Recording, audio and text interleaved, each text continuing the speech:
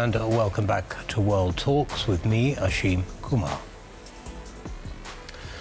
And now to analyse this eventful day at the United Nations, I'm delighted to welcome Mikhail Alexseev. He's a professor at San Diego State University.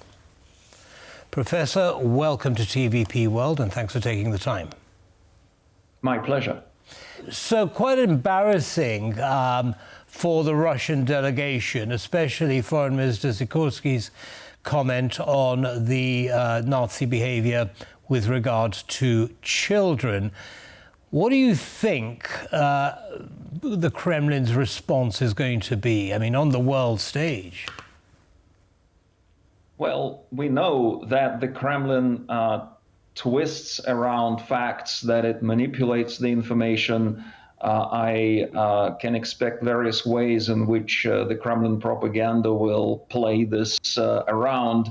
And I think for the rest of the world, it's important to focus actually on what Foreign Minister Sikorsky said. It's also one of those very clear-cut issues in the war. We know the International Criminal Court actually indicted Putin as a war criminal precisely for these kinds of actions. And we know that this international organization is complex. It's not necessarily easy to produce such indictments in it, but the fact that it did it relatively fast indicates that it was a very clear-cut, well-established case. Understood. Now, thus far, I mean, the war's been going on in its current state since February 2022. And thus far, many countries around the world have been rather cautious about how they deal with Russia on the world stage. Today seemed to be an exception. Are the gloves off? Are people not taking Putin's threats seriously any longer? Well, a lot of things changed since February 2022. There were justifiable concerns at the time. There was a lot of uncertainty about how Russia may proceed.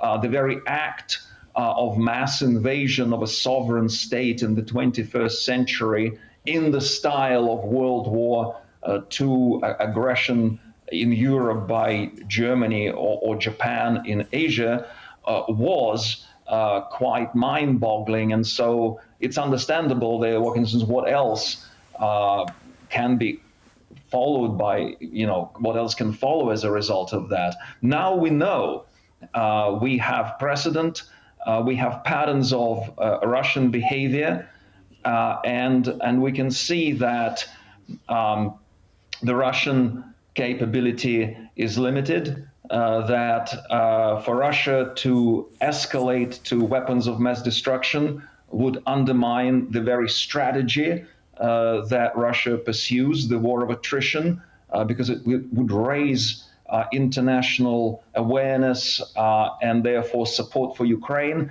And so the Russian capability is now, I don't think, as threatening as it could have appeared in the early phases of the war. Well, according to President Zelensky, he is prepared to raise the stakes and attack the nuclear capacity that Ukraine has. I mean, how likely, in your opinion, is he to do that? I think we should take those particular threats very seriously. Now, this is not because Russia, I believe, is going to attack the nuclear power plants themselves and risk that kind of global contamination that would, again, be counterproductive to Russia's war of attrition strategy. But I think the threat is credible in the sense that it can attack distribution facilities and additional facilities around those nuclear power plants that would prevent the electricity generated there to be fed into Ukraine's power grid. And that, of course, would be absolutely devastating for Ukraine because these nuclear power plants are keeping it afloat at this time when its thermal capacity is significantly undermined by Russian bombings. Well, Russia has shown that it's not particularly accurate with its bombing campaigns. Isn't there an enormous risk that while knocking out buildings around the power plant, he actually hits one? Yes, I mean, what we see here and what I talked about in terms of what Russia may intend to do in the credibility of threat. Yes, the threat is therefore credible, but you're absolutely right that the risk is also very high of this kind of development, because not just the accuracy of weapons, but also there could be all kinds of miscalculations, mistargeting, misunderstanding of the role that different facilities may play in maintaining the security of nuclear power plants.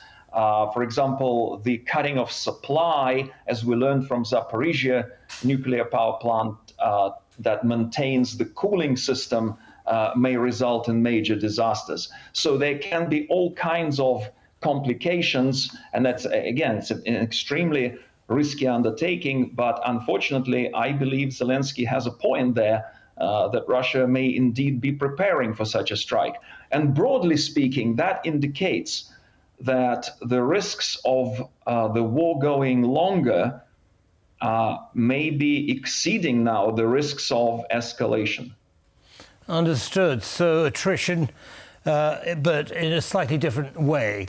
Now, the risk, of course. I mean, we've seen how Russia has treated the Zaporizhia power plant. There have been concerns, and the International Atomic Energy authorities have been there a few times to check on its security. But there is always that risk. Now, God forbid anything should happen, but if there is a nuclear leak of radiation and it affects a NATO country, would that trigger Article 5?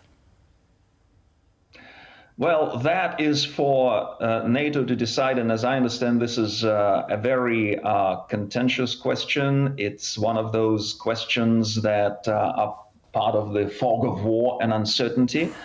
And again, it speaks to the fact that by providing Ukraine with assistance rather slowly and in a piecemeal fashion may have prevented escalation of Russia to using, say, weapons of mass destruction, weapons in this conflict. But at the same time, it bears other risks. And those risks, including the potential for nuclear leakages or accidents, I believe right now outweigh others. And so this is a critical moment to actually step up military assistance to Ukraine significantly, and definitely to allow Ukraine to strike targets deeper inside Russia.